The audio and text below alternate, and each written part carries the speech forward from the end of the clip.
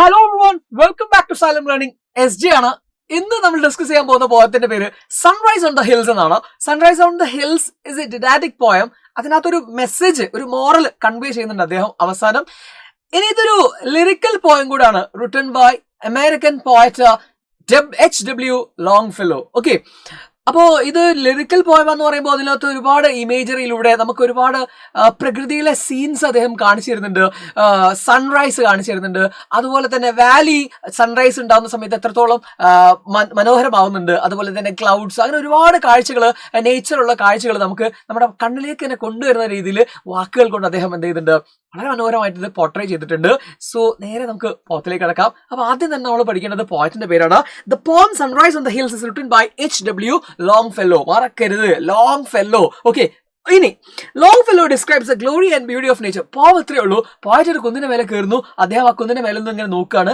എന്ത് രസമായിട്ടാണ് ഈ സൺറൈസ് കാണുന്നത് അല്ലെ. നമ്മൾ ഈ ഒരുപാട് സ്ഥലങ്ങളിലൊക്കെ പോയിട്ട് എന്ത് ചെയ്യാറുണ്ട്, കുന്നിന്റെ മുകളിലൊക്കെ കയറിയിട്ട് സൺറൈസ് കാണാൻ വേണ്ടിയിട്ട് മാത്രം പോകാറുണ്ട്, സൺസെറ്റ് കാണാൻ പോകുന്നത് പോലെ തന്നെ. അപ്പോൾ ഈ സൺറൈസ് കാണാൻ വേണ്ടിയിട്ട് ഇദ്ദേഹത്തിന്റെ മേലെ കയറിയിട്ട് അദ്ദേഹം പറയാണ്, he describes the glory and beauty of nature. പ്രകൃതിയുടെ ഈ മഹനീയത അല്ലെങ്കിൽ ഈ മനോഹാരിത എത്രത്തോളം ഉണ്ടെന്ന് അദ്ദേഹം നമ്മളോട് വിളിച്ചു പറയാണ്.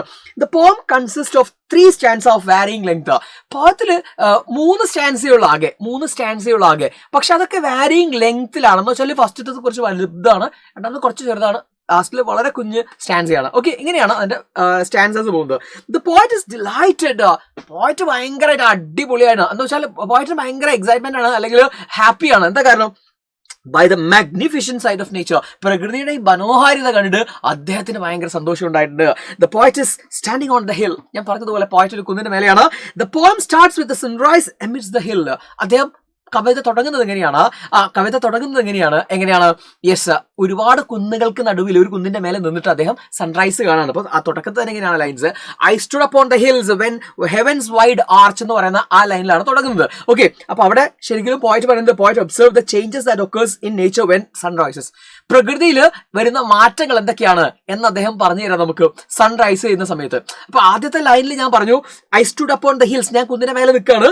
When the heavens wide arch. Heavens wide arch എന്ന് പറയുന്നത് എന്താണ്? ഹൊറൈസനെയാണ് ഉദ്ദേശിക്കുന്നത്. സൂര്യൻ ഉദിക്കുകയും അസ്തമിക്കുകയും ചെയ്യുന്ന സ്ഥലമില്ലേ, ചക്രവാളം എന്ന് പറയില്ലേ, അതിനെയാണ് ഇവിടെ ആലങ്കാരികമായിട്ട് അദ്ദേഹം പറഞ്ഞിരിക്കുന്നത്.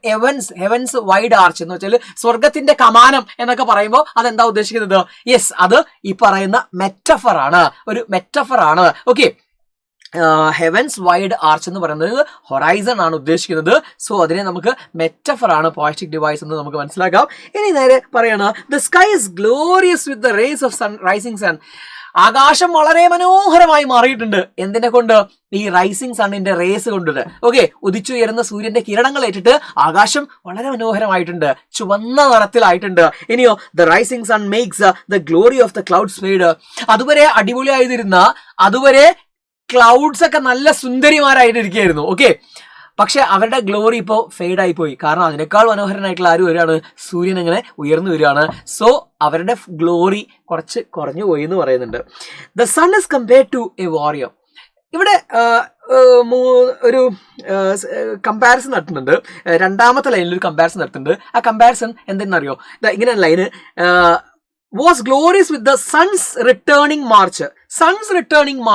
സൂര്യന്റെ ആ ഒരു തിരിച്ചു വരവ്. മാർച്ചിങ് എന്ന് പറയുമ്പോൾ അത് ആരുടെ?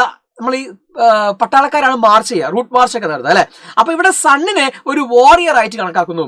തലേ ദിവസം രാത്രി മുമ്പിൽ പോയതാണ് അല്ലെ, ഇനി തിരിച്ചു വരികയാണ് തന്റെ എന്താ പറയാ, പ്രിയതമയെ കാണാൻ വേണ്ടിയിട്ട്. നേച്ചർ എന്ന് പറയുന്ന പ്രിയതമയെ അല്ലെങ്കിൽ പ്രഭാതം എന്ന് പറയുന്ന പോലെ കാണാൻ വേണ്ടിയിട്ട് അവൻ എന്ത് ചെയ്യാണ്? തിരിച്ചു വരികയാണ്. ആ തിരിച്ചു വരവിനെ ഇവിടെ നമുക്ക് മെറ്റഫർ ആയിട്ട് കാണാം. Okay, sun is compared to a warrior. Okay, അപ്പൊ വാരിയർ ആയിട്ട് അദ്ദേഹം തിരിച്ചു വരുന്നു. ആര്? സൂര്യൻ. ഓക്കെ, രാവിലെ പ്രകാശം കാണിക്കാൻ വേണ്ടിയിട്ട് തിരിച്ചു വരികയാണ്. ആ തിരിച്ചു വരവ് എന്ന് പറയുന്നത് തലേ ദിവസം പോയതാണ്, അതാണ് ഇവിടെ പറയുന്നത് കേട്ടോ. The rising sun makes the glory of the clouds fade. The sun is compared to a warrior. Metaphor ആണ്. Okay, the valley responds to the rising sun in a lively manner. The valley ആ താഴ്വാരമാണെങ്കിലോ, കുന്നിന്റെ മേലെ താഴേക്ക് നോക്കുമ്പോൾ താഴ്വാരം കാണാം. ആ താഴ്വാരമാണെങ്കിലോ it is responding to the morning അല്ലെങ്കിൽ rising sun in a lively manner. എല്ലായിടത്തും ഒച്ചയും ബഹളവും ഒക്കെ അല്ലെങ്കിൽ ആളനക്കമൊക്കെ അല്ലെങ്കിൽ വളരെ മനോഹരമാക്കി അവിടെയൊക്കെ ഈ സൂര്യകിരണങ്ങളേറ്റിട്ട് ഇലകളെയും പൂക്കളെയും നദികളെയും എല്ലാത്തിനെയും എന്താക്കിയിട്ടുണ്ട്, മനുഷ്യരെയും ഒക്കെ വളരെ മനോഹരമാക്കിയിട്ടുണ്ട്. ജീവജാലങ്ങളെ മുഴുവനും അത് മനോഹരമാക്കിയിട്ടുണ്ട്. എല്ലായിടത്തേക്കും വെളിച്ചം വരുന്നു, എല്ലായിടത്തും സ്വർണ്ണപ്രഭയുണ്ടാവുന്നു. ആ മനോഹരമായിട്ടുള്ള കാഴ്ച നമ്മുടെ കണ്ണുകളിലേക്ക് പോയിട്ട് കൊണ്ടുവരുന്നുണ്ട് ഈ വരികളിൽ. ഓക്കെ, ഇനി പറയാം the water that flows in the river. ആ റിവറിലൂടെ ഒഴുകുന്ന വെള്ളം ഉണ്ടല്ലോ, ഓക്കെ, അതോ gets darkened by the shade of the forest. ഇദ്ദേഹം എന്തെല്ലാമാണോ കാണുന്നത് അതൊക്കെയാണ് വരികളിൽ പറയുന്നത്. വളരെ ഈസി ആയിട്ട് നമുക്ക് വായിച്ചെടുക്കാൻ പറ്റും. എന്താണ്, ഞാൻ ഇങ്ങനെ നോക്കുന്ന സമയത്ത് ഒരു നദി ഒഴുകുന്നുണ്ട്, കാട്ടാറ് ഒഴുകുന്നുണ്ട്. ആ ഒഴുകുന്ന നദിയുടെ നിറം കറുപ്പാണ് അല്ലെങ്കിൽ ഡാർക്ക് നിറത്തിലാണ്. അതെന്താ വെള്ളത്തിന് മോശമായിട്ട് അല്ല, it is because of the shade of the forest. ഫോറസ്റ്റിന്റെ ഇരുട്ടാണ് അതിനെ ഡാർക്ക് ആക്കുന്നത്, അല്ലെങ്കിൽ ഫോറസ്റ്റിന്റെ ഷെയ്ഡാണ് അതിനെ ഡാർക്ക് ആക്കുന്നത്. ക്ലിയർ അല്ലേ? ഇനിയോ, the idea behind the poem is that nature is a source of inspiration and cure. അങ്ങനെ പറഞ്ഞു വരുന്നു. ഫസ്റ്റ് സ്റ്റാൻസ മുഴുവനും അദ്ദേഹം കാണുന്ന കാഴ്ചകൾ പറയുന്നു. ഒരു കിളി പറന്നു പോകുന്നതും ഉയർന്നു പോകുന്നതും ഒക്കെ അദ്ദേഹം പറയുന്നുണ്ട്. അങ്ങനെ രണ്ടാമത്തെ സ്റ്റാൻസയിലേക്ക് എത്തുന്ന സമയത്ത് വീണ്ടും പറയുന്നത് അവിടെ താഴ്വാരത്തിൽ കാണുന്ന കാഴ്ചകൾ, അവിടെ അദ്ദേഹം കേൾക്കുന്ന വില്ലേജ് ബെല്ലിന്റെ ശബ്ദം, അതുപോലെ തന്നെ ഒരു വൈൽഡ് ഹോൺ അല്ലെ, ഒരു വൈൽഡ് ഹോൺ നടത്തുന്ന അതിന്റെ ശബ്ദം.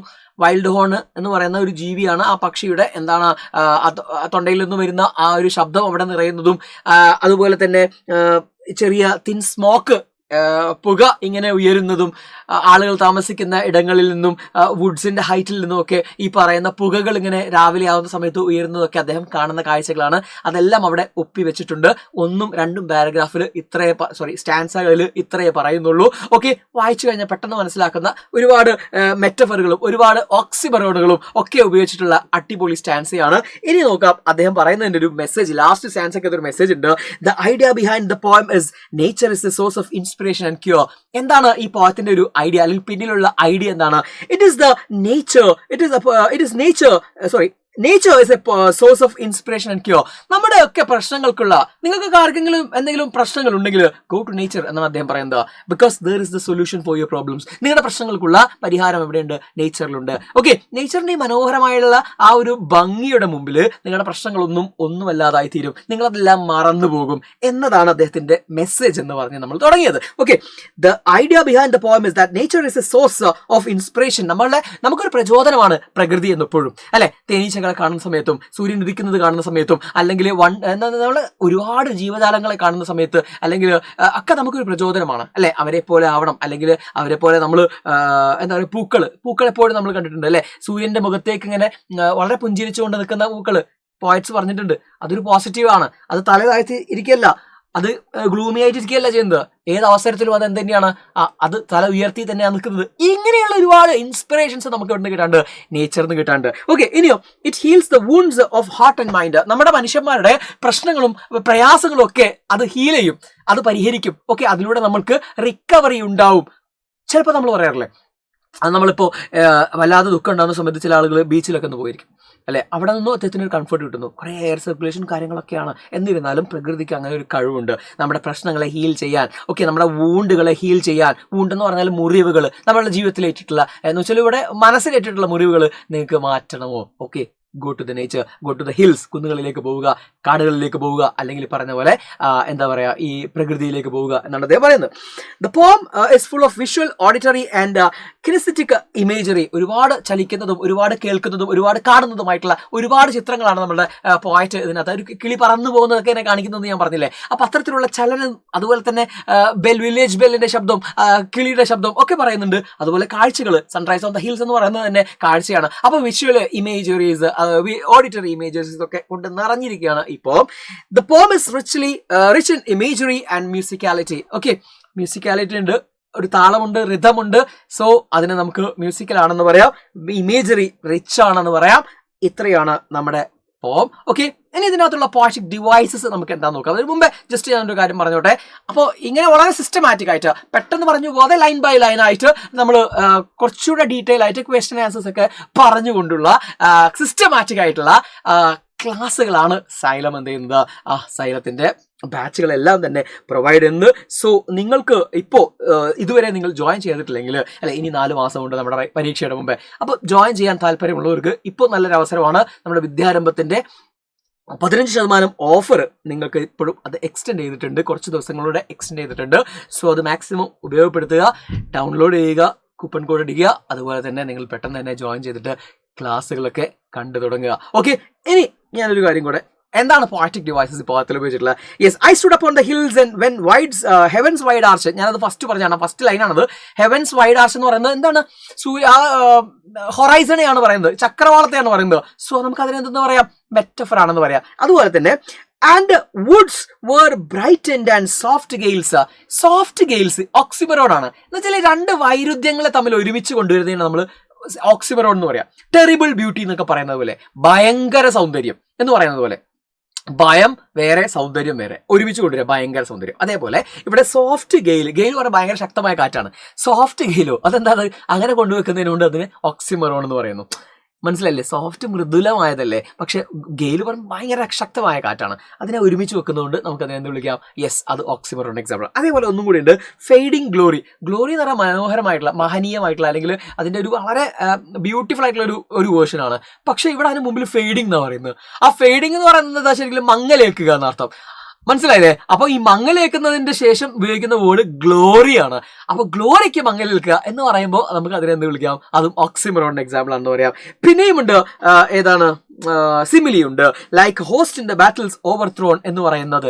അത് ക്ലൗഡിനെ പറ്റി പറയാണ്. സൂര്യൻ വന്നതോട് കൂടിയിട്ട് ക്ലൗഡിന്റെ ഗ്ലോറി നഷ്ടപ്പെട്ടു. ഏതുപോലെ? Like host in the battle overthrown എന്ന് വെച്ചാൽ യുദ്ധത്തിൽ പരാജയപ്പെട്ട ആതിഥേയരുടെ മുഖം എങ്ങനെയായിരിക്കും, അല്ലെ? അത് സന്തോഷത്തിലാണോ? അഥവാ യുദ്ധത്തിൽ പരാജയപ്പെട്ട ആതിഥേയരുടെ മുഖം നിരാശയിലായിരിക്കും. അതുപോലെ ആയിപ്പോയി ആരുടെ മുഖം? ഈ ക്ലൗഡിന്റെ മുഖം സൂര്യൻ വന്നതോട് കൂടിയിട്ട്. അത് ലൈക്ക് ഉപയോഗിച്ചിട്ട് പറയുന്നതുകൊണ്ട് നമുക്ക് സിമിലി എന്ന് പറയാം. അത് നെക്സ്റ്റ് വൺ ഏതാണ്? യെസ്, സിമിലി ഉണ്ട്. അത് കഴിഞ്ഞാൽ പിന്നെ നമ്മൾ പറയുന്നത് ഓണോമെറ്റോപ്പിയ. ഓണോമെറ്റോപ്പിയ എന്ന് പറയുന്നത് ഇവിടെ ഡാഷ്, ഫ്ലാഷ് ഒക്കെ എക്സാമ്പിൾസ് ആണ്.